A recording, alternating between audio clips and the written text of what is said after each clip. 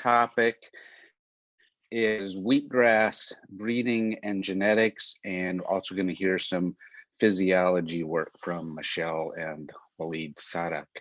So I'll introduce the group.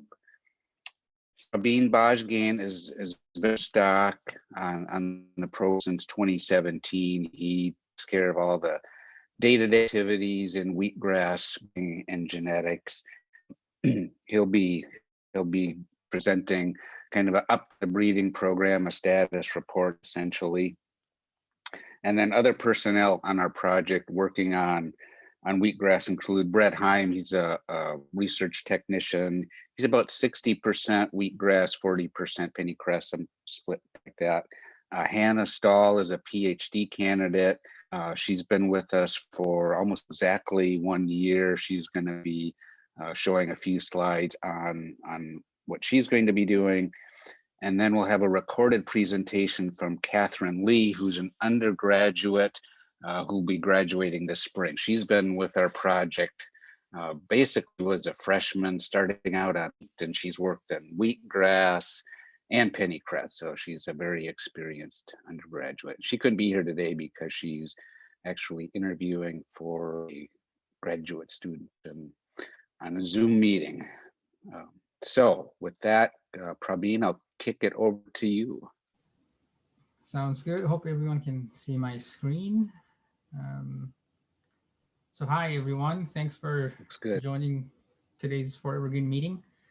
My name is Prabin, and I am a postdoc working with Dr. Anderson. Like I said, since 2017, I've been breeding Kernza, doing most things Kernza at the University of Minnesota. Co-presenting with me will be Hannah, our PhD student, and Catherine in video format, an undergrad who's undertaken a pretty cool study in wheatgrass. Okay, with that, I think we can begin. So this is a rough outline of what I'm going to show you guys today. Overall breeding update that will hover around genomic selection work that we do. Not much new data, just theory and how we implement it. I will mostly be focusing on our new populations and upcoming variety candidates. There's some exciting data that Brett sent me earlier this week, so I think some of you folks might like to see that. Then we'll switch over to research projects, beginning with Hannah's wheatgrass, what I call as common garden, maybe there's a better name for it. Then Catherine's Europe project, and if there's time, I'll talk about pollen travel in crossing blocks and our space plant nursery, but let's see if there's any time left for that. So before I start talking about the actual breeding program, I want to give an overall introduction to the crop, to those of you that are not aware. The species name is, excuse me, Thinopyrum intermedium.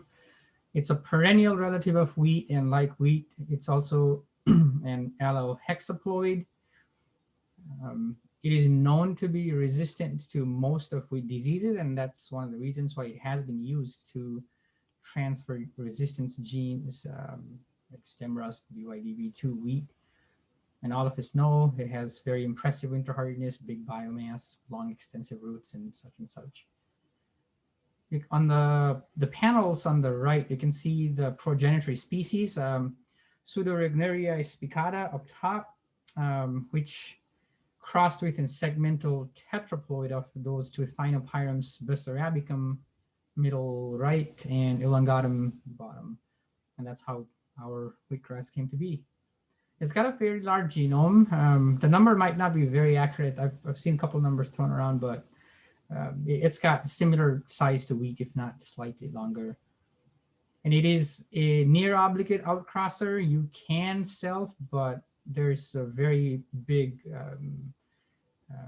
inbreeding depression if you self a plant. And because of its outcrossing nature, most loci are heterozygous. Well, it depends on the population and how you genotype it, but and in theory, every seed is heterogeneous for that matter.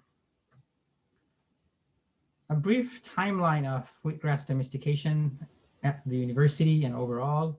It was introduced as a forage crop, and then in late 1980s, Rodel Institute selected wheatgrass out of about 100 different perennial species to be a prime candidate for domestication.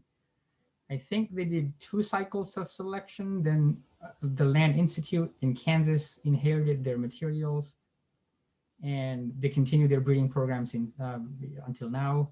We obtained our materials from the Land Institute in 2011, about 2,500 seedlings. And since then, we've finished 4 selection cycles or 4 breeding cycles. Each selection cycle for us is 2 years. And we started our 5th cycle last fall. So it's ongoing. And in the past 10 years, I guess the main highlight of our program would be that we released MN Clearwater, our first Kernza perennial grain cultivar, which is available commercially for growers to grow. So what do we work on in wheatgrass here on campus? There's a number of traits, but obviously we begin with grain yield, and as important as grain yield, we've been highlighting this sustained or persistent grain yield so that the yield does not decline beyond 2nd year of cropping cycle. I'll get into that a little later. We do want bigger seeds, less shattering in the field, yet very clean or naked seeds coming out of the combines or mechanical threshing. We want big, nice spikes, optimal height, not necessarily short height because there's a negative correlation with yield. Lodging resistance because of Minnesota, obviously resistance to diseases. And while we do not directly work on end-use quality and food products, we do collaborate with food science faculty as shown, Dr. Ismail and Dr. Noor down the road on campus, so they can evaluate wheatgrass for its food and beverage properties. Now, genomic selection, as I mentioned earlier, is like a central piece of what we do. We use it very religiously to make selections in our program. And the theory is that you have a training population, which is a subset of your overall breeding population. So it resembles or it should resemble your breeding population very closely. That training population is phenotyped and genotyped, shown by those letters Y and X respectively. And you can calculate the marker effect for the traits of interest, and the marker effect is shown as beta on the slide. So then you genotype your breeding population that is much larger. So you have your same set of markers as the training population, and then you have the beta value already calculated from actual field data. And based on that, you predict the Y or the phenotypic values for the breeding population. So the population never sees the field. We're just making predictions based on what we saw in a smaller subset. And it has worked fairly well for wheatgrass, I should say. One more slide on genomic selection and how we use it in our breeding program. This slide shows the overall schematic of our breeding program. Let's start with the training population near the middle of the slide, right here. So this gets phenotyped in 2 locations for 2 years. Sometimes we do 3 years depending on the grant. We do genotype using GBS, and we combine that data to train genomic selection models. And while that's happening, we grow out a much larger breeding population, about 3,000 to 4,000 seedlings in the greenhouse. We extract DNA, we sequence, and the obtained genotypic information is passed to the same models to identify from 3,000, roughly 70 to 100 plants, so they can be crossed in the greenhouse to obtain the next training population and also the breeding population. We pick about 100, but in reality, that number goes down to about 75 because of plants dying because of shock coming out of the cold chamber into the greenhouse. So that was the population improvement side. Again, this whole thing takes us 2 years. On the cultivar development side, whatever we see in the field, the best materials, best mother plants from the training population are cloned and intercrossed in different crossing blocks that are separated physically or with some barrier to prevent pollen contamination. So each block is essentially a new candidate variety. Those get tested in yield trials, and from those, the best ones, usually 2 or 3, get picked for seed increase, and finally we release the best out of the bunch as cultivar, and MN Clearwater went through this whole process, except there was no genomic selection model because it came out of our very first cycle. Every other cultivar that we released would have followed this exact diagram that you're seeing here. So now let's switch to what we're doing in the field. This picture is cycle 4 nursery that in Crookston that we will keep for 1 more year because we are studying what happens in 30 in our selection nursery, a lot of weeds there. And we had the same field in St. Paul, so both sites will be kept for 1 more year.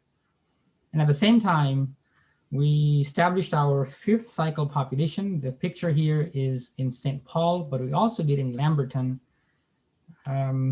Beginning cycle 5, we are switching from Crookston to Lamberton primarily because most of Minnesota Kernza acreage is in the southern belt of the state. So we thought it is wise to have our materials evaluated in an environment that closely resembles that of farmers.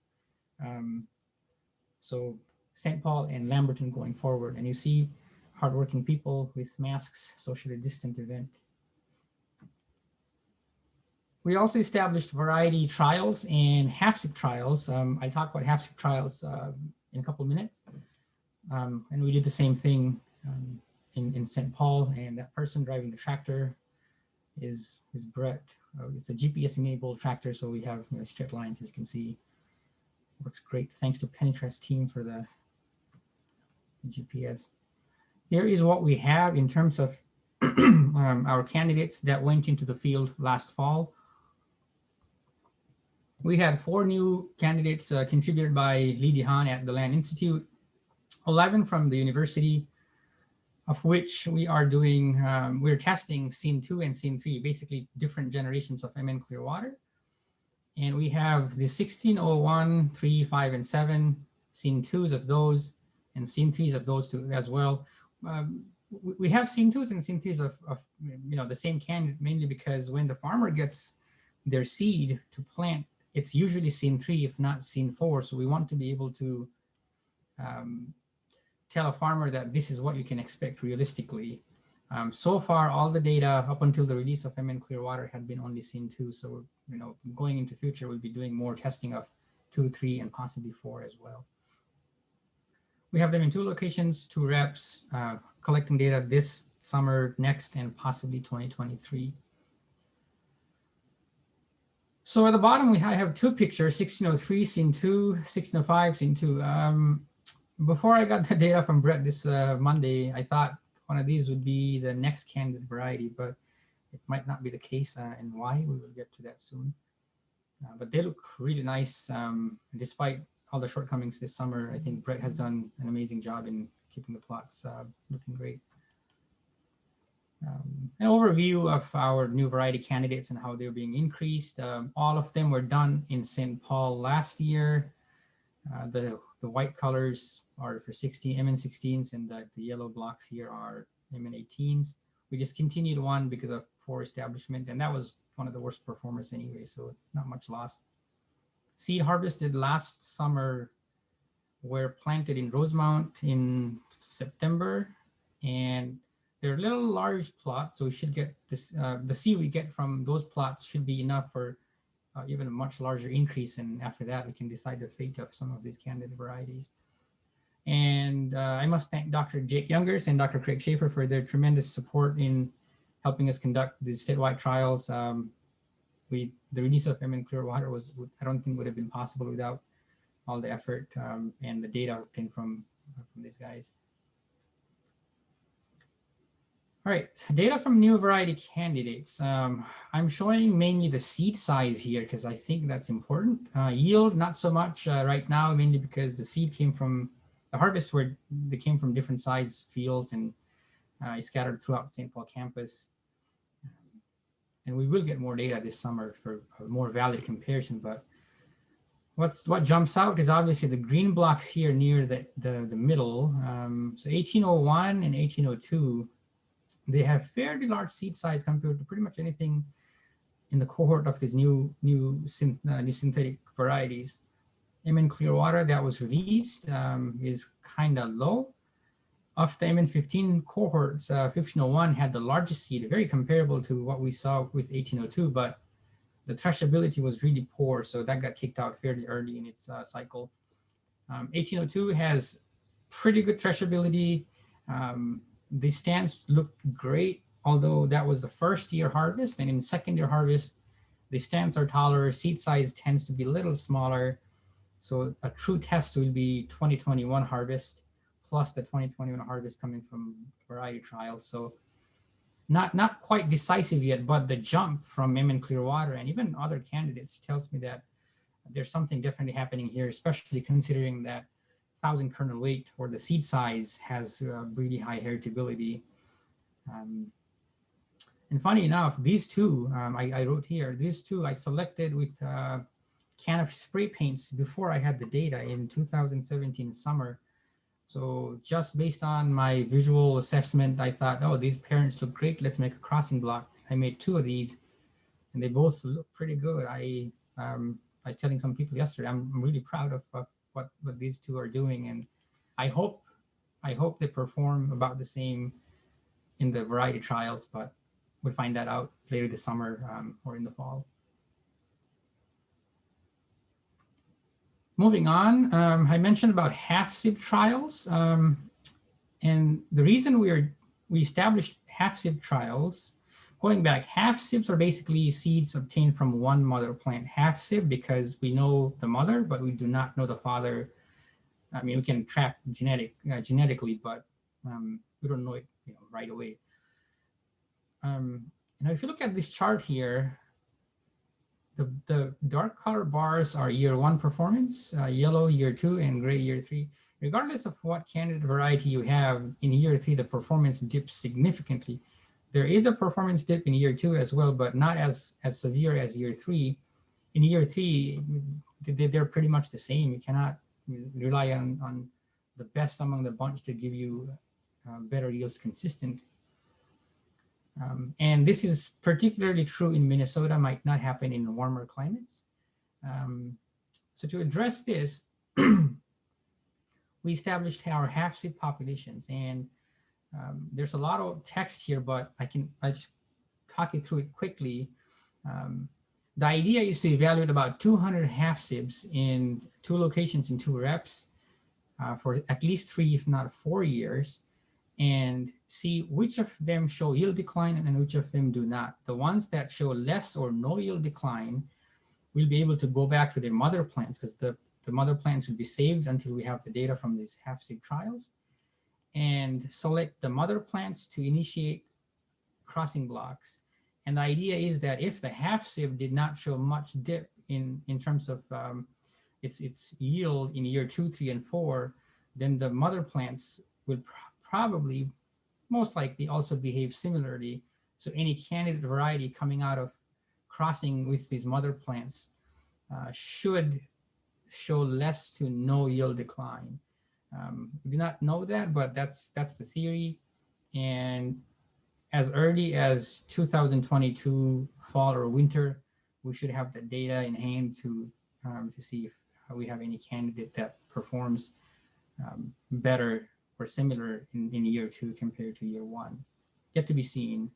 And a part of a subset of this project is also being conducted by Dr. Jake Youngers, mostly looking at agronomic aspects. And not shown here are the numbers of half-sieves I have from the Land Institute and USDA in Utah, where Dr. Steve Larson also sent some of his materials to be evaluated, and we sent ours to both of those institutions as well. Moving on, if you remember last year, I showed in my presentation that our wheatgrass plants were taller than our rye plants, and this was a little before flowering, and that was, and this is not good because, like I said earlier, we want to prevent pollen contamination from this crossing block to that block and that block right here. I think I have, oh, there we go. And I think it was Don Velikson who mentioned use better variety, and we did. Brett acquired a newer, better variety, and the picture was taken right after flowering, I think about a week after. So the wheatgrass might be a little taller, but I can assure you that the rye plants are much taller than the wheatgrass when they're flowering, the most of the spikes are flowering. So we have, so this is actually, matter of fact, this is 1801 right here. This is 1802, and way down there is 1803. So this year was much better experience for us. I also mentioned last year about having crossing blocks in a greenhouse so we can get more crossing blocks done, as we would not be limited by space or time frame as much as compared to in the field. And this work is underway. We have plants currently sitting in the cold chamber that will come out early next week. And there should be enough to establish 3, if not 4 crossing blocks. And depending on how much seed gets harvested, I'm hoping enough for at least a small yield plot or 2 yield plot size. So those will be increased, and then another round of increase should give us plenty for a larger increase. So this work is currently underway. I'm going to stop here before I move on with the pollen travel work that I'm doing, and hand it over to Hannah so she can show her project and stuff.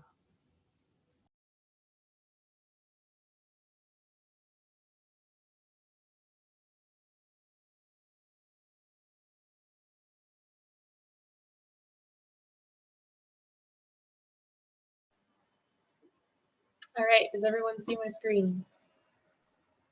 Yes, we do. Thank you.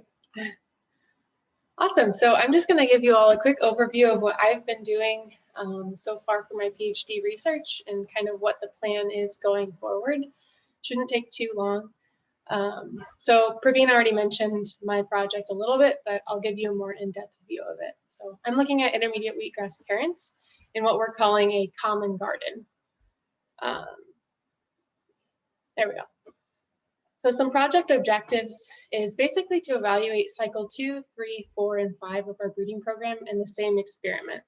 So rather than having individual data for each year, what if we grow it all in the same experiment so we have better estimates for what everything actually means?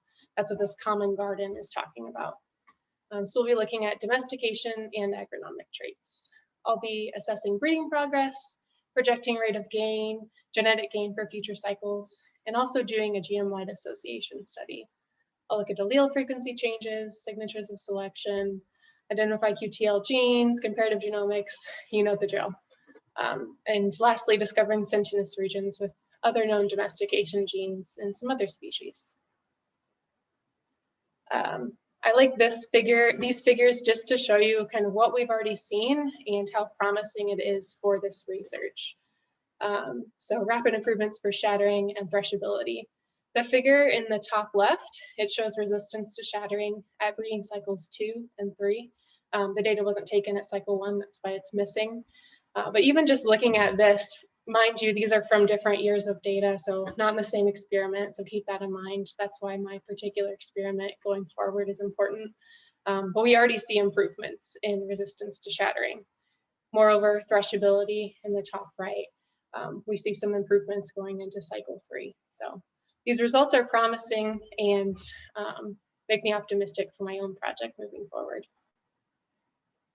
Prabin already kind of touched on what traits we'll be looking at, so I won't spend a whole lot of time on this, but we'll be looking at everything: heading, anthesis, grain yield, seed size, resistance to shattering, anything you can think of, and I'm sure more than what I have on this list. For those who are visual, the top right, this is something that doesn't thresh very well, and in the bottom right, that's something that still doesn't thresh super well, but would probably get a little bit better score than the one in the top right. So the experimental design for my trial, again, we're looking at a lot of genets in the same experiment. So rather than having to clone and replicate all of our genets multiple times, we went with replicated checks instead of replicated genets. So 266 entries, 33 entries, and 3 checks per I block or incomplete block. So we're replicating our checks for spatial variation rather than replicating our varieties. There are 8 I blocks total. And we'll evaluate this at 2 locations. This is planted at Lamberton and also in St. Paul. For those who are really interested in what everything looks like, this is on the corner of Larpenteur and Cleveland Avenues. So feel free to drive by and take a look this summer and this spring at our progress. So what we've done so far, we've basically cloned and planted. So in May, we cloned from the parental genets. May through July, we maintained them. August, we transferred them to peat pots. And then in August and September was whenever we actually planted. So special thanks to Brett Heim for making really straight lines in the field for us so we know exactly where to plant. It'll be nice to have everything planted exactly squared up because this is a perennial experiment and no one likes to look at your mistakes for year after year. So August, we planted our location in St. Paul, and September was our Lamberton location planting date. And we'll collect trait data starting this year and in 2022, maybe 2023, we'll see. We'll look at heading, anthesis, height, shattering. This is something where Prabin and I have talked about how exactly we're going to do this. This picture here is of Prabin measuring shattering on some of his own materials this past summer. And Prabin was doing more of like running his finger down the spike and rating it 0 through 4. We talked about maybe doing a 0 through 9 rating with that same method this year. I know previously Kayla Altendorf has done the dropping from a distance and rating shattering that way. So if anybody has any great opinions on the best way for us to do that this coming year, please feel free to email us. We'd love to know your inputs. And yeah, so we'll also be looking at threshability, yield, and a lot of other seed characteristics. So the big project takeaways for my PhD, I'll be quantifying 4 cycles of breeding progress, all in the same experiment. So we're not comparing across years. All of these parental genets are grown in the same environment. That'll give us a lot better estimates. We'll quantify progress, use some regression models, maybe project rate of genetic gain for some of our future cycles, genome-wide association study, look at what regions of the genome we've been selecting for and actually changing, and maybe do some comparative genomics. So look for these identified genes, QTL, against wheat, Brachapodium genomes, and look for sentinous regions with known domestication genes. All right. Lastly, just thanks to some of our sponsors. And we'd love to hear your suggestions and questions if anyone has them. Hannah, the Eric Watkins breeding program, has developed a technique to measure shattering. Yeah, I'm actually in contact with one of their graduate students. So, John, right. Yeah. Right. Yep. Thanks, John.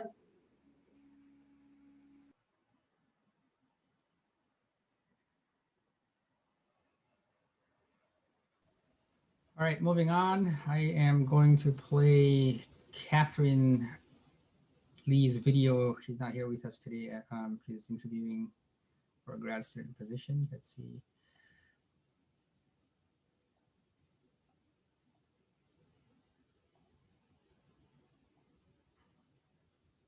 Hi everyone, my name is Catherine and today I'm going to be talking about a project I will be working on this semester titled Genetic Characterization of Seed Color in Intermediate Wheatgrass. This project is part of the Undergraduate Research Opportunities Program, also known as UROP, so I'd like to acknowledge them for the support. Starting off with some background on the purpose of this project, why are we interested in seed color? We know that intermediate wheatgrass has some great environmental benefits. For example, the famous large root system that reduces erosion and agricultural runoff, as well as increases carbon sequestration. But how do we convince farmers to grow it? As is, it can be a bit of a hard sell for farmers, as while that sounds great, they would need to learn about how to grow this new crop on their land, which may take some trial and error and time, maybe even having to invest in some different equipment. And currently, there's not a huge market for guaranteed profits. Nonetheless, intermediate wheatgrass is currently on the market in a small scale as a specialty grain under the trademark name Kernza, and one of the things you can buy is Kernza flour. Pictured here are some bags I purchased this summer, so I'm sold, but how can we expand the market and entice more consumers? Well, the genes that influence seed color are known to produce antioxidants that influence flavor and nutritional qualities. Specifically, antioxidant activity, phenolic, carotenoid, and flavonoid content. This has been observed in wheat, barley, corn, and rice, so we would expect the same of intermediate wheatgrass. Darker purple-colored seeds have the highest quantities of these phytochemicals and antioxidant activity, followed by red, which looks more like a medium brown to the eye, and then white, which looks like a sandy light brown. On the agronomic side of things, seed color has also been linked to seed dormancy. An example of a specialty grain currently on the market as a superfood is purple corn, in which the selling point is its unique taste and antioxidant content. If grown organically, farmers can expect to sell purple corn for twice the price of the typical number 2 yellow corn. A premium like this may convince farmers to grow intermediate wheatgrass. Lastly, no prior work has been done on the seed color of intermediate wheatgrass, so the findings of the study will be very informative to intermediate wheatgrass breeders and help drive genetic advances in the University of Minnesota's breeding program. Having DNA markers for the major genes influencing seed color will make breeding for specific colors and these traits that are linked to it much more efficient. Also, outcomes from this work could impact current food science research on intermediate wheatgrass. As mentioned before, the trait affects flavor, nutritional qualities, and maybe other end-use properties of the grain and flour. Our big research questions are: which genes influence seed color of intermediate wheatgrass? How many are there, and where in the genome are they located? To answer this, we have seed subsamples of around 30 seeds per plant from 4 environments ready: Crookston 2019, St. Paul 2019, Crookston 2020, and St. Paul 2020. There are about 600 to 700 samples from each environment. Our next step is to take pictures of each sample, which will begin next week when our new camera arrives. The plan is to use a plain white background and good, consistent artificial lighting. Once we have all those images, we will then use them to score the seeds in 2 ways. The first way is to assign the phenotype manually by eye. 5 colors that best cover the range of seed color will be determined and labeled a number from 1 to 5, with 1 as the lightest and 5 as the darkest, to create a standardized scale like the picture here. The second way is by using the program ImageJ to extract the RGB values. We want to see if maybe the software can detect more subtle differences better than the eye. We will do a correlation analysis with the data from both methods to see how they differ. Then, with the data from whichever method we decide is best, we will also look at genetic variance components, heritability, and environmental effects. Lastly, we already have genotypic data for this population, so we will combine it with the phenotypic data that we get from this project and use association mapping to determine the number and locations of genes that affect this trait. After we determine those, the plan is to write up the results in a paper. That's the end of what I have today. I'm really excited to work on this project this semester. Thank you for listening, and another thanks to the Office of Undergraduate Research for funding this project.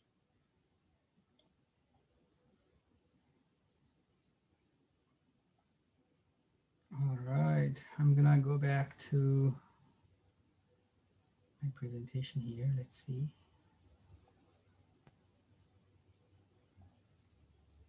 I have about 5 minutes more worth of data to show you, and then we can take questions.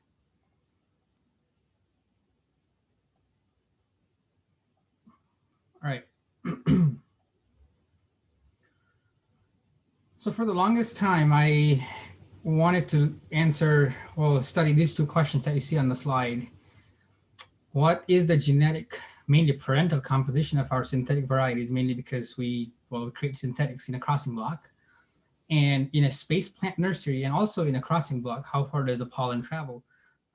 Now, could not do any of these because we had no money, and as luck would have it, PepsiCo generously awarded us a good sum of money to do anything we wanted, and this was exactly what I wanted to do. So we sequenced several thousand seedlings, genotypes, to try to answer these 2 questions. So first, let's look at the crossing block design. So we typically have in the past planted 7 mother plants cloned 7 times. So that's 7 by 7, 49. You can see in the figure, there's 7 going in the row. There's 7 genets, 1, 2, 3, 4, 5, 6, 7, and then the same thing coming down vertically. And each color here on the left shows a unique mother plant, if you will. MN Clearwater was a result of one of these 7x7 crossing blocks. The MN16s I spoke about, they're actually 4x4, so I'm a little worried about genetic variation in those two. MN18s are 7x7, but anything after that going forward, as long as I'm working with Wheatgrass, would be at least 10x10, if not more, just so that we can combine more beneficial genes and alleles. And so yeah, so 7x7 grid means that there's 6 potential fathers with reference to a single mother plant, because that mother plant by itself, I'm assuming, is going to be self-incompatible, although there will be maybe a couple of 5-10 seeds coming from selfing. So what I did was from the Becker harvest, where we had the MN Clearwater synthetic crossing block established, I sampled, well, Brett helped me a lot. So Brett sampled 10 seeds per plant. So there's 49 times 10 is 490. So I wanted 10 from each, mainly a limitation of budget. Probably 20 or 30 would have been better. So I had the ideal number, the theoretical number was 490, but after throwing out genotypes with not so good quality data, I ended up with 426 genotypes or seedlings in that crossing block for MN Clearwater. I used a program called Service, which is quite popular for paternity analysis. And although I had much more markers, the program struggles if you have more than 2,800 markers. So I settled with 2,500. And these are preliminary results. I'm still digging through what I've obtained. So this is not set, like it's not final yet. But what I've seen is pretty interesting, alarming in some sense. It appears that of these 426 seedlings that were genotyped, which I would assume is a fair representation of that block as a whole, these two particular fathers, 112 and 707, they were responsible for nearly 80% of the genetic makeup. There were 2 that had no chance, did not even show up in the analysis, and there were these 2 guys with a little bit, but by far, 112 and 707 contributed the most in terms of, I suppose, what we see that MN Clearwater is today. I looked at any correlation between pollination, heading, height, vigor. There was none. Most of them are in the same heading group. We do groups instead of dates. Not much distinction there. Height, they're all over the place. So again, no clear relationship between pollination and what I'm seeing with the data. Then I looked at spatial arrangements, mainly for just two pairs. So the first one is 112 and 707. So let me explain one more thing on this table. The first column before the plus is the mother plant, and anything after is the potential father. So for 3 unique mother plants, 112, 926, and 402, there was only one father that pollinated every single seed that we sampled out of 7 different mother clones. So that was very interesting to me. And again, not that heading or vigor is doing anything, and even spatial arrangement is not contributing directly. As you can see, the orange color, light orange is mother and blue is father in both. And they're all over the place. It's not like 112 is right next to 707 in all cases. That is not the case. It's pretty random, scattered all throughout the block, yet these mothers were only pollinated by a single father. I will probably run it again with a different set of 2,500 markers and see if I end up with the same results, but the markers I picked were pretty evenly distributed across the genome. On paper, they look pretty good, so I do not know if it's an error from the analysis or this is indeed what is happening or what happened with MN Clearwater. If anything that I take away from these results is that switching to a 10 by 10 or even 15 parents is going to kind of dilute that gene pool better than 7x7 because the crosses are quite limited right here. The next step I want to follow up is, so I have these 426 with real genotypic data. I want to simulate crosses. So these are scene 1, and I want to simulate crosses to get scene 2, 3, and 4, on which I have actual real genotypic data as well. So then I will compare the simulated genotypic data with the real genotypic data on scene 2, 3, and 4, and see how they compare. See if the simulation matches the real data in terms of allele frequency, homozygosity, and so on. And the idea here is that if simulation is close enough to what we see on the real data, then maybe before establishing the cross, we can simulate the cross and pick the ones that promise a more homogeneous distribution of genes. Again, it's not guaranteed because it depends on how they're established, the wind trajectories, probably rainfall as well, lodging. But at least we have some theoretical chance going forward before establishing them in the field. I would like to do this in a 10x10 crossing block, but of course we do not have money. So I cannot see Don's eyes, but I'm looking at Don's eyes right now. Last slide. We also genotyped seedlings or genotypes coming out of our space plant nursery. This is cycle 4 you see on the slide, but I've done it in cycle 3 as well. And in this 2 space plant nursery, I want to see, let's say this plant right here, how far are the fathers contributing their pollens from? Is it from up here or most here? And I'm not showing any data, but I can tell you right now that around 75–80% of the pollen is contributed within about 9 to 12 square meters. So, and that's expected. The close by parents are supposed to give the pollen. I think not throughout, nothing out of the ordinary. But there are some parents that are like up here or here. And I've scanned only about 5, and the green highlights here are about 15 in number. So I still need to go through the results and summarize it. And hopefully I'll have the results published before the next year's Forward Green meeting. With that, I'm going to end by thanking a lot of people. Making Wheatgrass a success so far at the University of Minnesota. It would have not been possible without the support from all of these people and funding partners you see on the slide, and others that I probably have missed out. A huge shout out to Lily Hahn at the Land Institute, Jesse Poland, Jared Crane at Kansas State, Steve Larson at the USDA, and most of our current funding is from Forward Green through the MDA. General Mills is supporting our work, and just recently the FFAR as well. With that, I'm going to stop. I do not know if we take questions now or we take them all after Michelle is done with her presentation. Why don't you take some questions now? All right, sounds good. I'm going to stop the share. Maybe I can go through the chat. Ooh.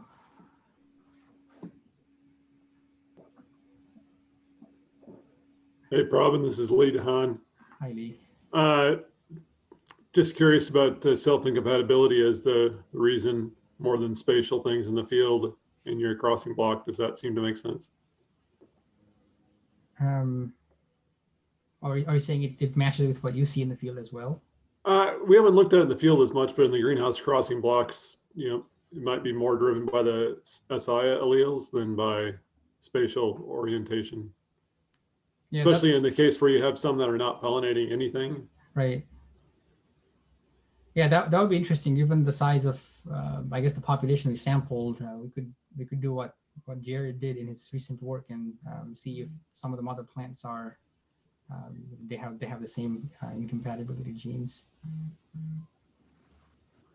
So the other point for the parent, for the father side, how different are those twin brothers genetically?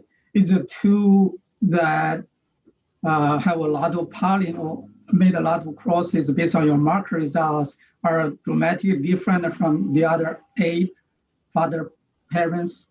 Yeah, I do not have a slide here, but we showed that data in a publication while, I guess, publishing M in Clearwater. The fathers are quite different. and they are selected based on their difference, yet better trait performance, as we do not want any constriction in terms of genetics of our synthetics going forward. Nothing is inbred as we can, based on what we see in the field, and genetics wise. We don't look at genetics before pulling this out to establish crossing blocks, but again, the theory behind wheatgrass is outcrossing nature and all. They are very different. So the reason for that, if the other 8 father, they are very genetically similar to the father side, to the mother side, you may not able to see the difference, even though the pollen come from those 8 parents.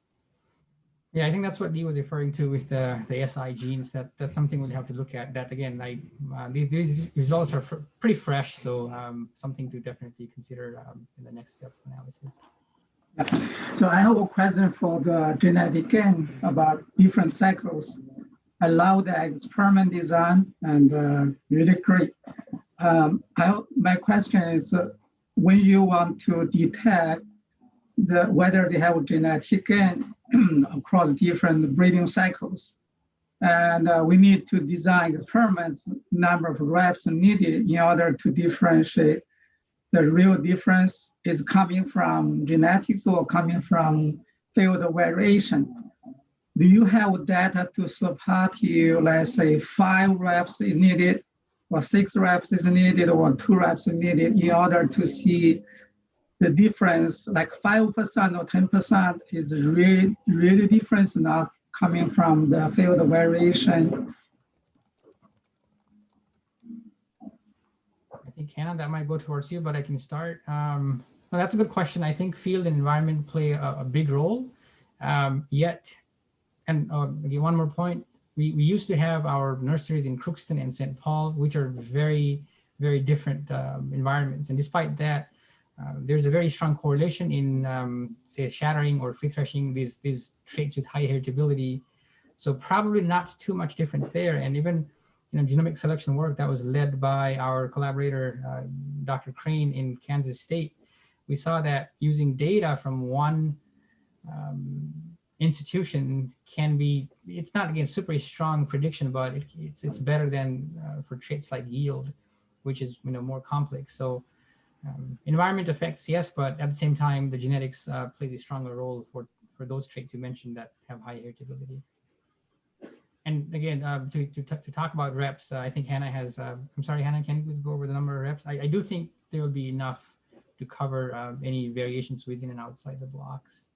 Yeah, there's eight incomplete blocks in each field location. 3 checks per eye block. What is your detection power with the 8 reps? We'll I don't find know that off the out top of my after we head. have the data. Sorry. Yeah. Thank you. Yeah, I kind of went off based off my previous experience working with like wheat, using that number of applications with where there's a lot more field spatial variation. I think we'll be in really good shape because there's a lot less area that we're covering just based on the field too. Yeah, I love the experiment design because I'm a breeder with Syngenta Monsanto over 12 years. A company track the genetic gain from each breeder about the breeding cycle. They want to know whether one breeder had higher genetic gain or than the other breeder. If they do, what is the difference, the germplasm, what the way they choose the parents, etc. And then they found between maybe 1 year or 2 year or 3 year, when the genetic gain can reach to a significant level with detection power 80%. And then we need to design the number of reps in order to detect the real difference. We don't lose any really germplasm by lower detection power. And also want to learn from breeders which had higher genetic gain. But they never do because companies, they will not repeat the yield trial using the historical and put everything in the same environment, same year, just as you did. So there's excellent experiment design to I'm going to answer. Yeah. Sorry to cut you off. I think we're kind of running out of time. I'm going to address Colin's comment about 1501 before handing over to Michelle. Yes, we actually, Colin provided the seed to George for malting. I don't think I've seen the results, but I suppose if there's interest now, we have 1802 that have better threshing and yet large seed that could potentially go towards that. So I'll stop here and we can take questions. So what is the current status of free thrashing with Lee's program, your program? Do any of you have free thrashing lines? Line is a misleading term, Don, because again, the whole point of making— Do you have a dam plant? No, we have a dam plant, but when you cross those dam plants, you might not get good yield or the shattering suffers. There's something else going on in the background that it's not wheat, it's not barley. So, there's a bit more complicated story. Lee, how about for you? Yeah, that's right. There's no inbred lines in wheatgrass, but yeah, I found one plant back in about 2011 that was nearly 100% free threshing, but recovering a population with the same level has not been possible yet. Yeah, okay. All right, Michelle, all yours. Well, before you go to Michelle, I've noticed online that there is Jess and Jake want to introduce someone. Yeah, thanks, Don. We have a new member to the team, the intermediate wheatgrass team. Tara Ritter is here, and she's recently been hired as the Kernza CAP program or project manager. And this is her third day, so she's getting to know everyone and getting to learn a lot about intermediate wheatgrass. I think this is a great opportunity to learn more about the breeding and the yield decline stuff. So Tara's here. Hopefully you'll be running into her more at meetings online and then seeing her in person when we're back on campus, hopefully soon. She'll have an office in probably Hayes Hall. She'll be part of the grounding and plant genetics department. And yeah, so if you get a chance, say hi to Tara. Jess, if you want to add anything else, that'd be great. I don't know what else. Yeah, I don't know what else to add that you didn't say. I'd hate to put Tara on the spot to introduce herself, but yeah, we're glad to have her. And yeah, we're taking a lot of effort to kind of talk about what is Kernza CAP versus this kind of larger community of Forever Green and Kernza and other regenerative cropping systems. So yeah, I would just share a welcome to Tara also, and I'm sad that we're not all doing this in person. I've said that like 200 times this week. So welcome, Tara. Thank you. And I'll just say 3 days in, it's already been a really exciting project to jump into. So I look forward to meeting you all and putting faces to some of these names as soon as we can. So nice to meet you. Yeah, thank you.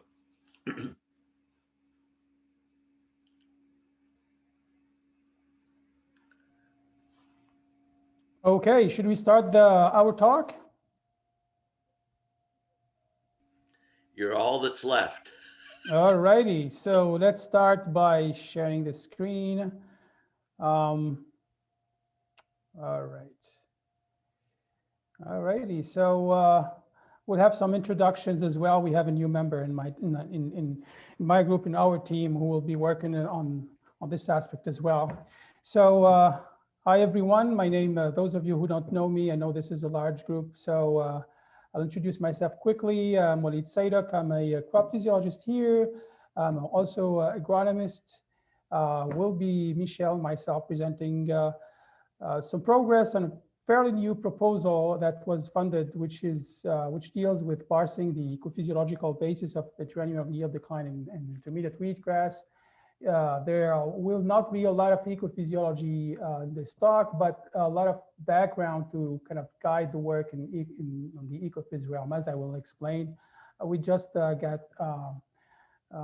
Chansu, whom would be working on this this semester, and I'm talk about the general kind of outline of what she's doing in a few slides.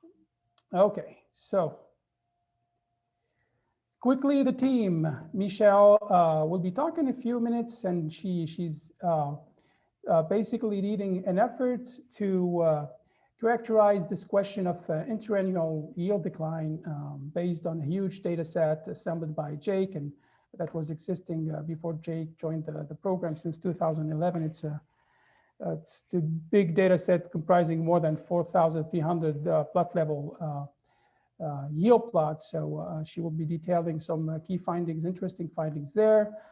We have Jiansu, who joined us from Xiamen University in China. She has a master's degree in ecology and strong expertise in ecophysiology. So she will be a key leader on the ecophysiology aspect, which will be presented. Jake, of course, who contributed with this data set, who also managing the field plots on which Jiansu would be working, and Catherine has been involved as well in managing these plots. Of course, Prabin and Jim, who are providing the genetic material that Jiansu will be working on. Gary, I realized he retired yesterday. He contributed to very interesting discussions that helped shape up this proposal as well. Okay, so I guess everyone here knows it, but it's worth reminding that our challenge here, and this was just what I believe justified the funding of this proposal, is that the widespread adoption of intermediate wheatgrass clearly hinges on good yield performance on multiple years, because the benefits of this crop arise from its perenniality. For the sake of time, and assume everyone realizes this, the crop has multiple ecological environmental services, so the perenniality is key.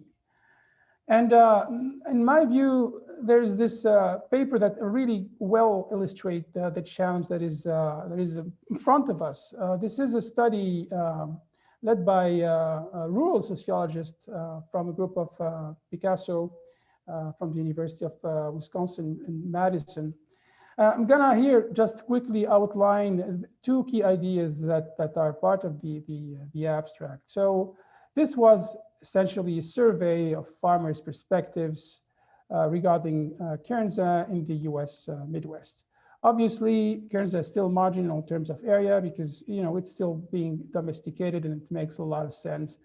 But what also emerged that farmers maintained low costs and low risks when adapting the crop. This is something I encountered during my work on modeling sustainability and working with the rural sociologists to understand how farmers work with innovation. This is worldwide. Farmers are risk averse for good reasons: food security, economic security. So that's a super important point. And what emerged out of those surveys is that one key question asked by the farmers is how to maintain grain yields over the year. So, and these two things are really strongly coupled. Right? If this thing changes, well, that for risk-averse farmers, this is going to be a huge development. So the other piece of the challenge is, so since I joined the Forever Green meetings, I think in 2016, I was starting to get privy to this discussion about intermediate wheatgrass and yield variability. And it was not clear then what's exactly the nature of the decline, what is its magnitude and how consistent is that? And there have been few publications, actually a fair number of them out of the Forever Green group, which has been highly productive.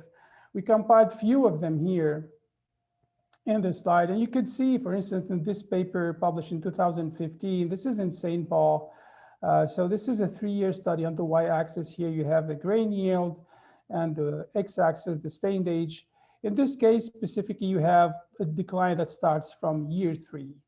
And more recently, in this study, which went beyond year 3 until year 4, we have a completely different pattern, which is sort of like an exponential decay. And you have here another study where you have an abrupt change from year 2 to year 3, no data here, at least in the figure here. I don't know about the paper, but then it's the yield from year 3 to year 4 remains kind of stable. And just like to connect to the previous presentation, this is what Prabin has shown in his recent paper in terms of the yield decline. This is a kind of slightly different pattern. You can note here the big arrow bars on the second year. So there seem to be different patterns. And The question that we had in mind, and this is the part of the effort that is being led by Michelle. We want first to define the problem before delving into the ecophysiology of this, which is a complex, tedious, resource-consuming effort. We need to clearly define the problem, which is what is exactly the extent of and the magnitude of the progressive yield decline under Minnesota conditions. And a corollary of that question is obviously to what extent this yield decline is influenced by the environment. In other words, is this intrinsic or extrinsic, or is this like some sort of a G by E type of interaction? Dependently on the answer, the way we will frame the very specific ecophysiological questions would be different. So there are a few sub-questions here, which Michelle will be addressing in a couple of minutes. So what is the timing of this decline? Is this taking place in year 2, 3, and 4? Depending on this pattern, we can frame some specific questions about the physiology behind this. What is the level and the pattern of the decline percentage-wise? What are the contributions, if any, of management and climate? In other words, if we see a decline regardless of the types of cropping systems or locations, etc., that will tell us something about how about the nature of this behavior. It would mean that it's intrinsic rather than extrinsic. Okay, since this is the kind of sort of introduction about the project, I'm gonna move on to the second leg here, which is the ecophys work. So as we know, and this was very nicely shown by Prabin's presentation and others as well, the crop is still being domesticated, and there has been tremendous progress in this effort. This is an example where you can see how much grain yield has been improved through breeding cycles. In the specific example, more than doubling. And I'm sure this is just an example to illustrate how powerful is breeding in terms of moving things fast. So still being domesticated means something. Means that the crop still harbors physiological traits that have been evolutionarily favorable, but agronomically unfavorable. The most famous trait is shattering, but there are others as well, and that might be explaining this kind of interannual yield decline. And what helps in terms of framing a framework on the basis of which to move forward is a theory devised at first by Grime in '77. Which basically characterizes changes in optimal evolutionary strategy. And what the theory posits is that for perennial monocots that produce seeds, there is an interannual shift from a competitive to a stress tolerance strategy, which could be actually useful to understanding what's going on here. So I'm going to illustrate this with this hopefully visual example. So in the case of young plants that you can see here. So these incur a high mortality risk. And this is due to the fact that these guys are, they can experience or go through herbivory attacks. They can grow near big plants that can shade them and cause carbon starvation. So there's a vulnerability stage that those young plants will try to avoid and escape. And the way they do that, they have a very rapid photosynthesis and they have a higher seed production to escape that stage. For all plants, the situation is opposite. The mortality risk is low. But what the observations are is that typically all plants sacrifice a little bit their photosynthesis, which decreases slightly, but more importantly, they invest a larger proportion of those photoassimilates in metabolically kind of costly processes, such as, for instance, overwintering, which takes a lot of energy, the maintenance of the rhizome, and a lot of that also goes into abiotic stress tolerance, the herbivory. And what also is little known and not enough, in my opinion, talked about is the energy that goes into the root system, immunity and defense. And this is something that emerged in my discussions with Jonathan Lynch, is the roots, they grow in this environment which has a lot of microbes. And there is a lot of effort that goes into maintaining root health in that regard. So there is some sort of a trade-off between longevity and reproduction. That's a well-established one here.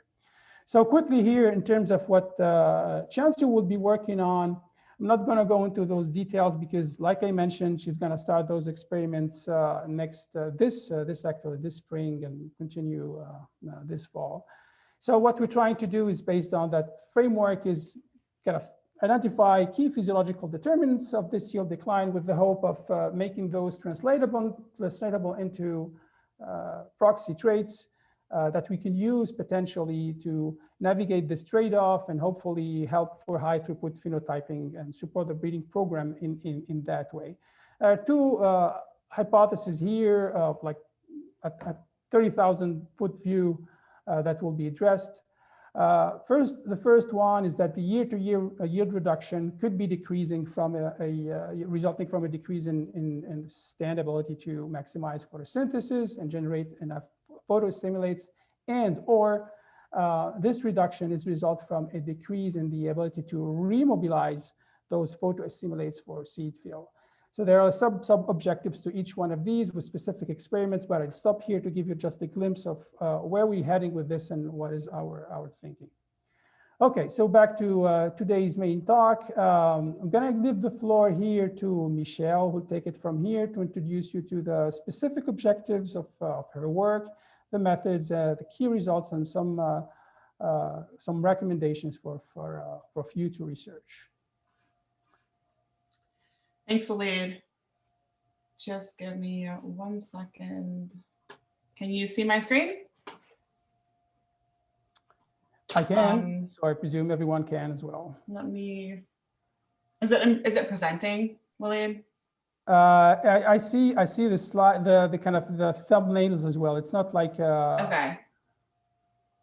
There we go. Yes, exactly.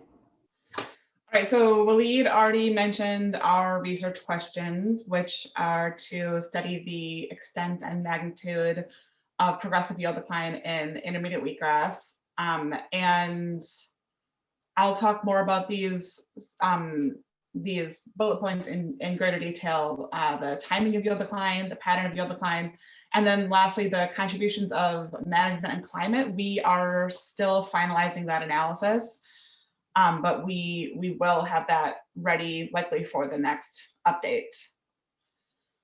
So the first objective was to develop a database compiling all intermediate wheatgrass yield trials across Minnesota. And this is one of the ways in which this is different than a typical meta-analysis is that we didn't restrict ourselves to published data. And when we did have published data, we still went and found the plot level details, like the plot level data, the raw data, and all of the details that weren't published in the manuscript. Objective 2 was to analyze the database to extract and identify patterns of interannual yield variation and potential environmental effects. The second part of that is still underway. And objective 3 is to provide recommendations. So starting with the methods, just to give you an idea of where we conducted research, or where this is Jake's lab and Craig Schaefer's lab who conducted this research. And we have data from all the way up to Roseau, where there are a number of grass seed producers who are interested in intermediate wheatgrass, down to Pipestone in a wellhead protection area doing field-based trials, all the way over to Chatfield. So pretty much all throughout the agricultural regions of Minnesota, we have a number of studies. And as you can see, I won't go into detail about every single study, but these studies had varied, they had varied goals in mind. They had varied, this is another thing that makes us different than a typical analysis, is that the experiments that we are using as our data had different treatments, different objectives. And we were primarily interested in the yield data, as well as all the agronomic management data, which I'll talk about more in a minute. So the data set that I built was actually a little bigger than this, but I just wanted to give a summary of the data that we wound up using. This is the larger data set. This data set is restricting us to studies that have at least 2 years of data. So that wound up being 39 experiments with 109 site years all across Minnesota. And I wanted to take a minute. This table shows the funder for all of these experiments. And I wanted to not only thank Forever Green for the support for this project, but also for all of the previous projects. Without Forever Green support, this would be a much shorter table and we would have much less data to go off of. So we refined 39 experiments to 25 experiments. These were the ones that had at least year 1, 2, and 3 of data, because that's when we have historically seen yield decline is between year 1 and year 2, or between year 2 and year 3.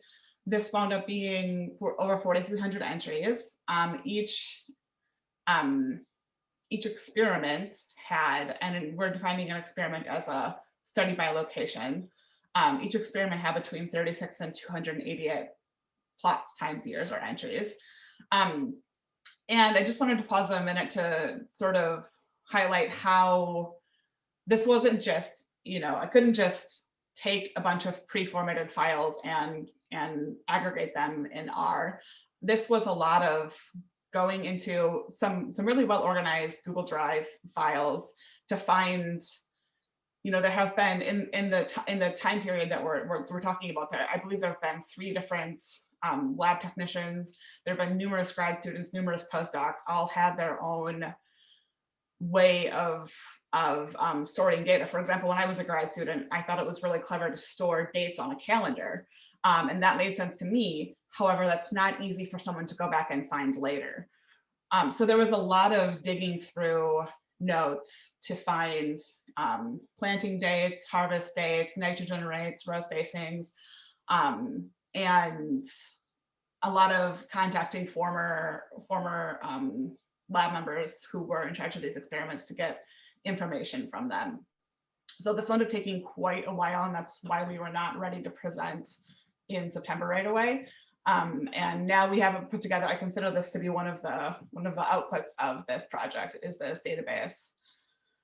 To give you a little bit of an idea of how it looks, there are 23 agronomic descriptors. Those were some of the ones that were harder to hunt down because, if there's a publication out of this work, then the nitrogen rate is published. But a lot of times, some of the details like row spacing or seeding rates were more difficult to find because there wasn't a publication on these yet, and it was stored in somebody's personal notes. And perhaps most importantly is the field data, the observed grain biomass yields. Soil data, soil was analyzed for some of these experiments. So we had some lab results for different experiments. And then for every experiment, I used the GPS coordinates to look up the web soil survey to find an estimation of the organic matter, slope, clay percentage, etc. And also I used the GPS coordinates to get NASA weather data. We were interested in humidity, which is not captured by most field stations, which is why we used NASA data. We were interested in humidity because we're interested in vapor pressure deficit, and we needed humidity to calculate that.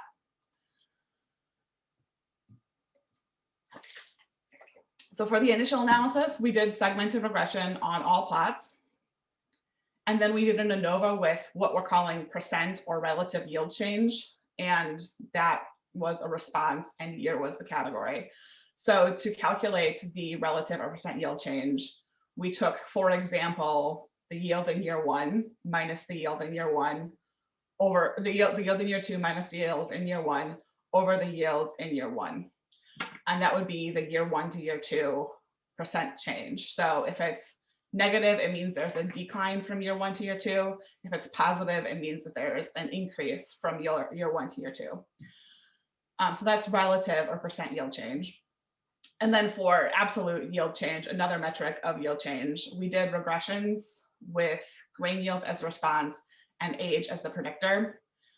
We did these on the experiment level, and we stored the slopes of these regression as absolute yield change. I'm not going to show this today, but just to let you know, we also are in the process of finalizing an environmental analysis where we're doing meta regressions with the log response ratio on the y-axis and the log predictor ratio on the x-axis. And the log response ratio was the log of grain yield in year 1 over the log over grain yields in year 2. And the log predictor ratio is similar, the log of the predictor, you know, for example, June mean temperature over June mean temperature in year 2. So we're considering year 1 to be the control. You might, if you've done a meta-analysis before, you might be familiar with this formula. It's the log of the control over the treatment. So we adapted it to our situation where we're interested in the differences between year 1 and year 2. So for the preliminary results, this is a table of absolute yield decline, absolute yield change, and percent yield change sorted by absolute yield change. So the absolute yield change varied from negative 378 kilograms per hectare per year to there were 6 instances of no decline. And then the percent yield change between year 1 and year 2 ranged from 79%, meaning there was a 79% increase from year 1 to year 2, to negative 90%, meaning there was a 90% decline from year 1 to year 2. And I'd like to talk a little bit more about the no decline observations. So for these 3 experiments, these were all conducted, they were kind of like sister experiments. They were all conducted in the same year, near to each other, at the same experimental site, and they all studied grazing to some degree.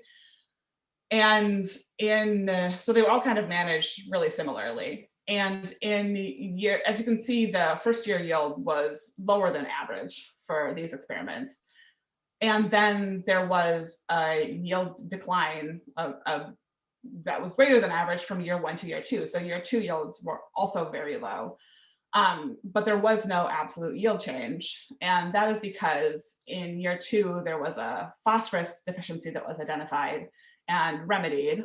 And so the yields bounced back in year 3. And so, you know, we can learn from that and say, you know, that, you know, deficiencies, in this case, a phosphorus deficiency can result in low overall yields in intermediate wheatgrass. But it's not a good, we didn't really learn much about like yield decline over time because there was an intervention at year 2. And then in these 3 experiments, there was a yield increase from year 1 to year 2. And again, the year 1 yield was below average. So these are, you know, not necessarily representative of the average experiment or the average production, because the yields increased between year 1 and year 2. So going forward, because there was no significant absolute yield change, we have removed these 6 observations from the following, not the following figure, but I'll let you know when we get to the figure with that. So this is based on the raw data. We haven't removed anything from here. And the grain yield in kilograms per hectare is on the y-axis, and the age is in years on the x-axis. And you can see the values are all over the place because these are plot level observations. So, you know, a couple extra grains of intermediate wheatgrass can, you know, throw off a plot level observation pretty, like it can make it so the plot level observations is pretty high. So, you know, 2,000 kilograms per hectare is not, you know, a typical intermediate wheatgrass yield, but the averages are about right.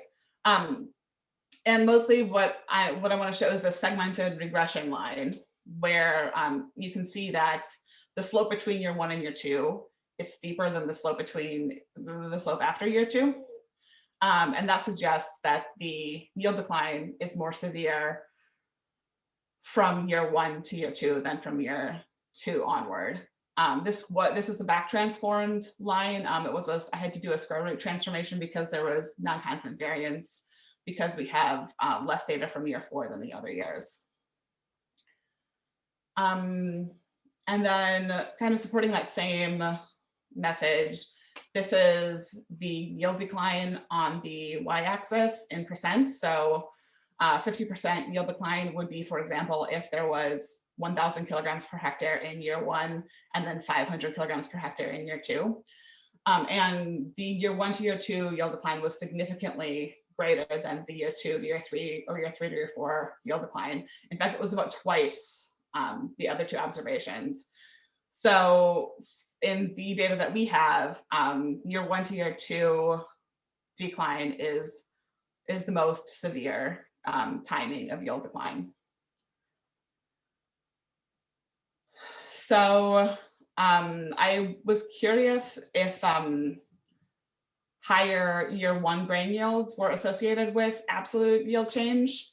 This is the figure where we removed the ones that didn't have a decline. We also included them, and the analysis didn't really change much, but we just didn't feel it was appropriate to include them since they had non-significant slopes, and we're using the regression slope as the y-axis here. So this is an experiment level analysis, meaning that every point represents dozens of observations, if not hundreds of observations. So there's a lot of data underlying every single point here. Yeah, so I also want to take a moment. It's tempting to look at this figure and think higher year 1 grain yields are necessarily bad, but it might not necessarily be the case, because it could just be that there are higher yields in year 1, and that it's sort of like the higher they are, the farther they fall. That's not the right thing, but I think you know what I mean. There's more grain yield to lose, so it might not be the end of the world, and that's kind of what this figure suggests. This is the 3-year cumulative grain yield in kilograms per hectare on the y-axis, and the year 1 grain yield in kilograms per hectare on the x-axis.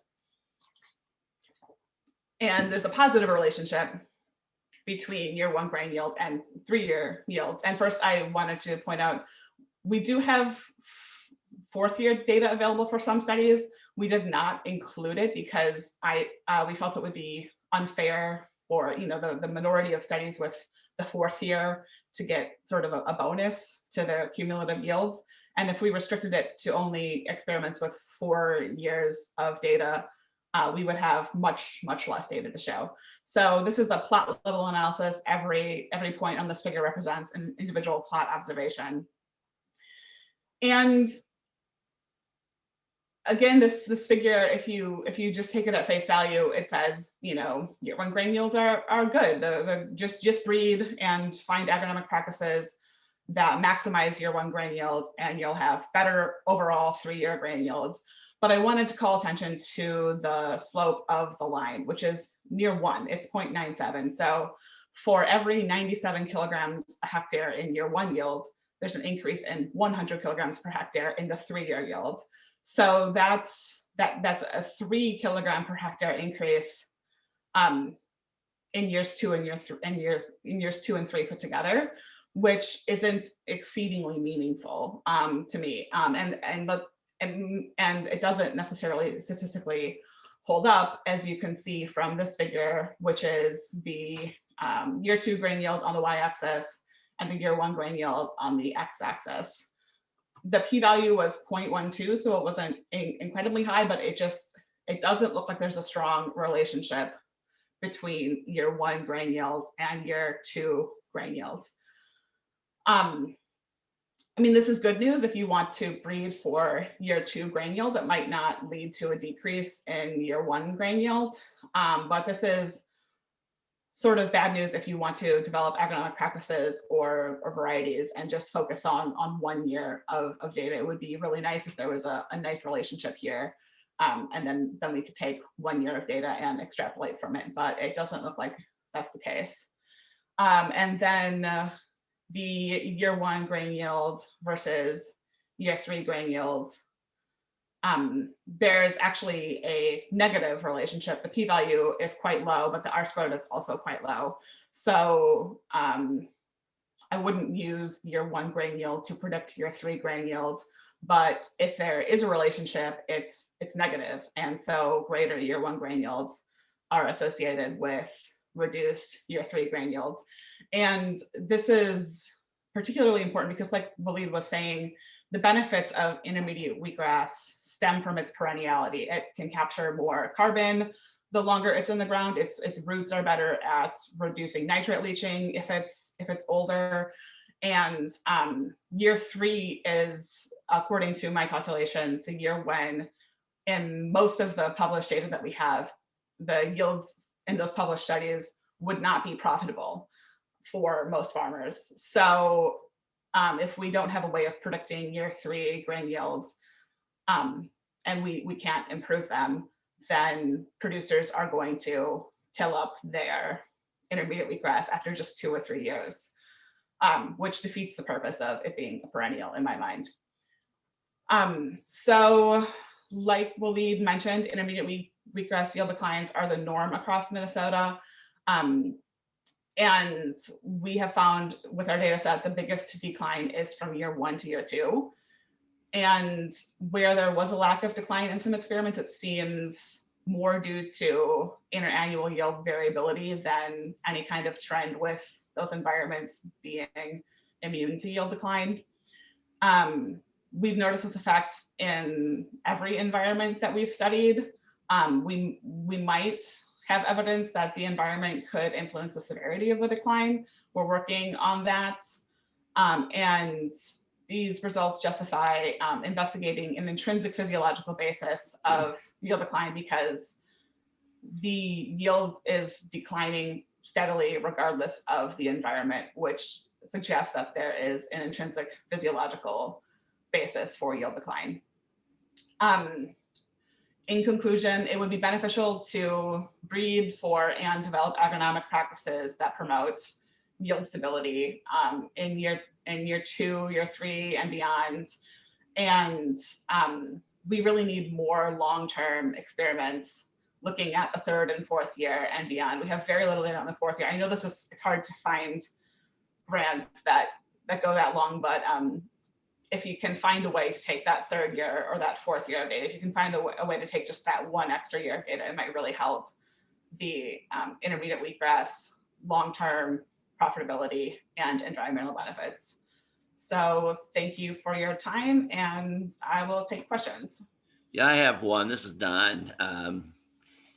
It is my understanding from Lee DeHaan's work that the yield decline isn't nearly as great in Kansas. So I'd like to have you guys think about that. So I'm just wondering why your data set only includes Minnesota yields. Why wouldn't you have included information from other sites, where there's more stress, like in Kansas? Yeah, that's a really good. You guys had thought about that. We've definitely thought about it. We've had conversations about it. I would like to use the framework that we've built through this grant to expand, to include the data from New York and Kansas and all over the country. The funding source that we have right now is restricted to work that takes place in Minnesota and that benefits Minnesota. No, but you can gather data from other places, right? So yeah. The resources from the Clean Water Legacy would allow you to obviously incorporate the data sets, just as you've found here in Minnesota. It would allow you to use the data sets from other sites as well. Yeah, we're definitely considering expanding the analysis. So what does that data look like from Kansas? What is the difference in yield reduction from year 1 to year 3 in Kansas? Yeah, that would be good data to have. I agree. No, what I'm saying, do we know that? Is Leon? Yeah, I'm here, Don. So what is the yield decline? You looked at this data set from Minnesota. What does your yield decline look like in comparison to that data set? Yeah, in my breeding nurseries where we were doing regular tillage around the plants, I've gone 4 years or more with not a yield decline at all. And it seems to be more correlated with drought stress. Our yields fluctuate with drought. In the more agronomic studies where there maybe has not been as much fertility or disturbance, then there is decline as you'd see in other places. But the tillage here really helps to bring it back. I know you guys haven't seen the same benefit, I don't think, of thinning or tilling that I do. Don, I'm going to add some quick thought here about the question. For sure, we had that, like Michelle mentioned, we had that discussion, but the proposal was about Minnesota, right? So we needed to really see what's going on here, you know, that's a bottleneck. And well, I would just encourage you that in any of these grants that we're talking about here, you know, even though it's, I would say that it's, you know, it's looking at the scientific question, and I wouldn't get hung up in where your data set comes from. Yeah, also, Walid, I would chime in to say that I think that were you to expand the data set, it would just, in a meta-analysis like this, the more data points you have, give you more capability to do any kind of data analysis and any kind of meta-analysis or multivariate approach. So you just get a lot more power of the ways that you can look at the data if you have more data. And so I would encourage you to expand the data set as well. And if you care about kind of pitching it to Minnesota, you know, you could think about our climate variability and our climate future. Yeah, sure. Let me it's just a bigger data sets are always better with an analysis. Yes. In general, that's the case. But it's all dependent on your hypothesis. So I was organizing a CSSA meeting where Lee was involved, right? He was an invited speaker, and we had this question. This was central to why, you know, how to make perennial grain sustainable. And what's behind the question is kind of this observation, is that the yields are a problem over multiple years. So we can, you know, it's a fact, basically, right? So there are, and Lee pointed out to the problem of stress. In his case, it's going to be a drought stress, which kind of seems to be explaining the yield decline, right? In our case, we barely have drought stress, but what we have is presumably, you know, overwintering and freezing stress. There is work also from Michigan State with Tom Sharkey and Nikhil Jaikumar, who looked at this question. And clearly what emerged is that this idea of trade-off is what's going on, because overwintering, the cold stress, seems to be taken from that yield potential. So we're basically starting here from kind of well-established facts, and we're trying to go from there. So in Minnesota, presumably, if that's the hypothesis holds, in Minnesota, the problem, if that's the case, it should be related to overwintering, cold stress, freezing stress, which might take up of that yield potential. In Kansas, it might be freezing stress, drought stress rather. So we cannot, if we include the data of other environments, certainly what will be happening in other environments will not necessarily apply to Minnesota. So we need to keep that in our thinking. But definitely, if there are ways to increase the size of the database, especially for addressing what's going on in Minnesota and for understanding the different sources of interannual yield decline as a function of the location, that would be great indeed. But we're trying to be very careful here, like to see what's going on, and what's going on could be informative in terms of figuring out the physiology of this behavior. Could I ask one more question? Oh, someone else is going to jump in. Michelle showed. I think someone was going to ask a question. What? I think someone was asking the question, but I don't know.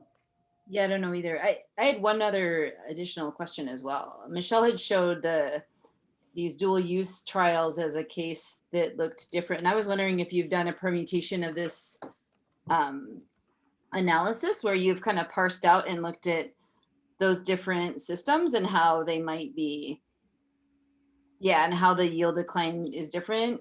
Because the defoliation has been proposed as a strategy to mitigate the yield decline. And I was wondering if, like in the big scatter plot you showed at the end, if you ever colored it by dual use systems or kind of dug into that question more. So those questions, Michelle, you can go ahead and I'll pick up later. Okay. That's a good question. We did separate out experiments with different objectives for sort of like little mini meta-analyses as like a way to just sort of explore the data. That's actually where we got the idea to study year one decline on year one yield on decline and cumulative yield, because it looked like the only clear outcomes from those studies were that the treatments and the genotypes that you would expect to have higher first year yields had greater yield decline. So yeah, I don't know if that's exactly what you were asking about, but we have sort of looked at, you know, experiments with different objectives separately, because, you know, like you point out, like the grazing experiments all have something in common, and that they were, you know, trying to promote dual use applications where most of the other studies weren't. But we didn't notice any kind of trends that would, you know, suggest, for example, defoliation doesn't promote yield decline. Like I showed, there was quite a bit of yield decline from year one to year two in the defoliation trial. And in my mind, Occam's razor is that it was the phosphorus addition that bounced the yields back, not the defoliation. Although I was initially, when I saw there was no yield decline in those grazing studies, I initially thought, oh yeah, grazing does promote yield stability. But then I looked closer and saw that there was decline between year one and year two, and that there was an addition of phosphorus. I think it was hog manure in spring of year three, I think.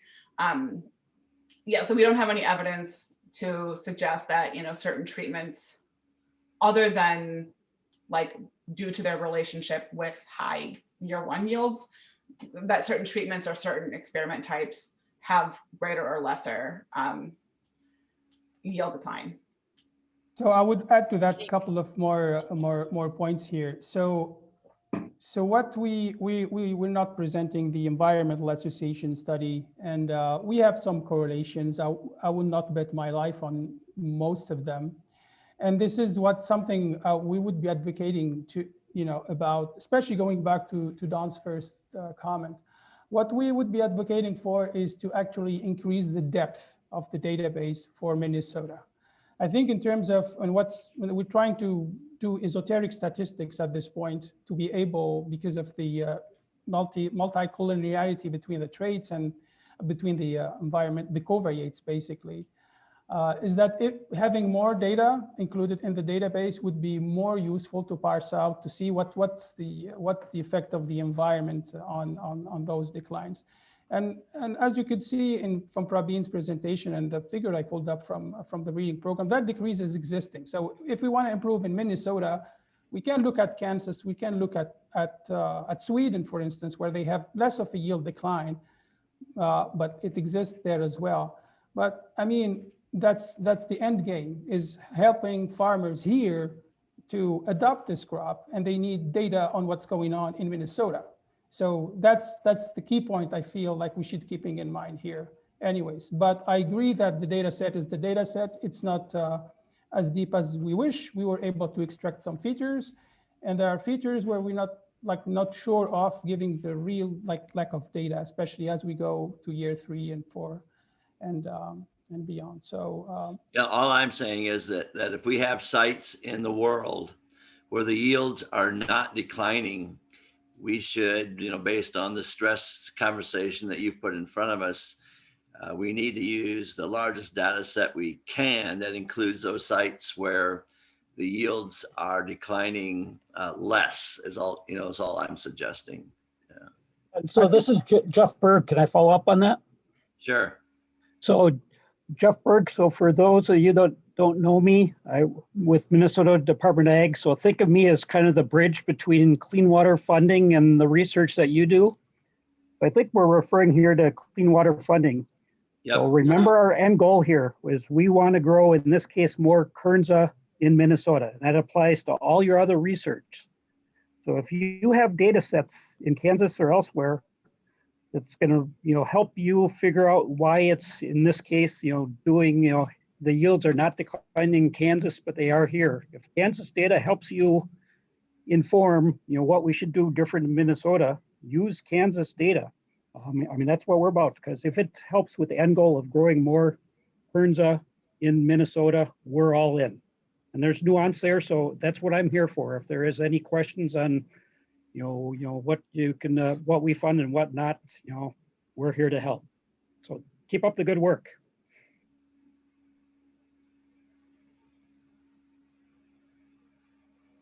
All right, and let me see if there are other questions here. So there are a lot of comments. Okay, about the soil productivity calories from region to region. We are figuring that out. So there's a question about soil features. This is still being conducted statistically to make inferences based on that. So is there any other question?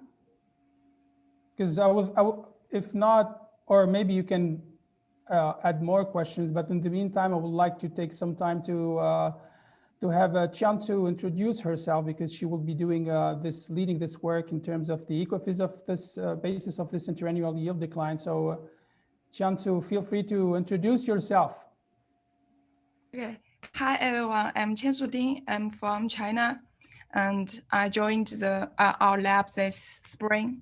And as Professor Walid introduced before, I will focus on the physiological determinants caused the yield decline of the intermediate wheatgrass. So very nice to meet you guys, and thank you. Thanks, Chansu. All right, let's see. Thanks, Jake.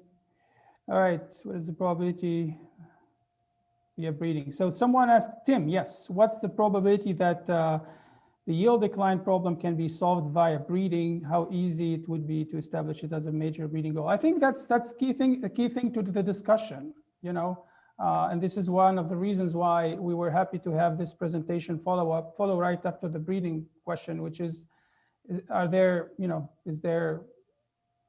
things to be done in that regard? I don't know. Maybe you can cover that. I can quickly answer Tim's question. Yeah. Yes, it's a major breeding goal, and part of that, to answer that, is the half-sieve project is to try to address if we can resolve, or at least in some ways reduce the yield decline in year 2, 3, 4. We don't have much data, especially in Minnesota yet, from breeding, from our breeding group, but hopefully by 2022 and the following years, we should have those half-sieve data to answer the yield decline issue. We're working on it with giving it a high priority. Yeah. Prabin, tell the group what's coming up in 2 weeks in terms of your more detailed presentation on the breeding work. So in 2 weeks, I'm presenting the APS seminar. It'll hover around how we use genomics how we have been using genomics to improve wheatgrass primarily, but also touch on wheat, the work I've been doing in our wheat breeding program. But it'll focus mostly on the progress we've been able to make using genomic technologies in Kernza breeding. So I will make sure that that seminar that he's going to be presenting is announced to all of you that are part of the Forever Green lab group. So I'll make sure that you receive that invitation. So I have a quick question here based on the discussions. This probably we're not going to have a meeting like this before several months, and this question about looking at all the location came up, and I'm going to put you on the hot seat. Lee, are you still around, or he's still around? Maybe not. Okay. Because I think in this case, there should be discussion about building databases from different locations and see what happens. Lee seems to be saying that he's seeing yield declines as well. So if there's a database to be built from Kansas as well, that would be useful. But the interpretation for that is going to be key as well. What happens in Kansas is not exactly what happens in Minnesota. But he seems to be seeing yield declines as well.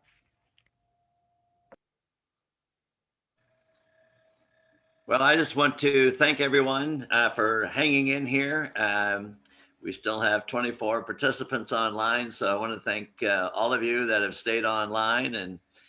And this was a special event today. We debated whether we ought to have these two back to back, but I think it worked out just fine. So I want to personally thank all of the presenters, and thank you again for all of your good work, and really excited now to have the agronomic and the plant physiology and breeding work lined up more effectively than it has been in the past. And so I think this is going to be an exciting work team, and I think you guys will be able to make some real progress over the next number of years. So personally, I like to thank you all for the good work you're doing.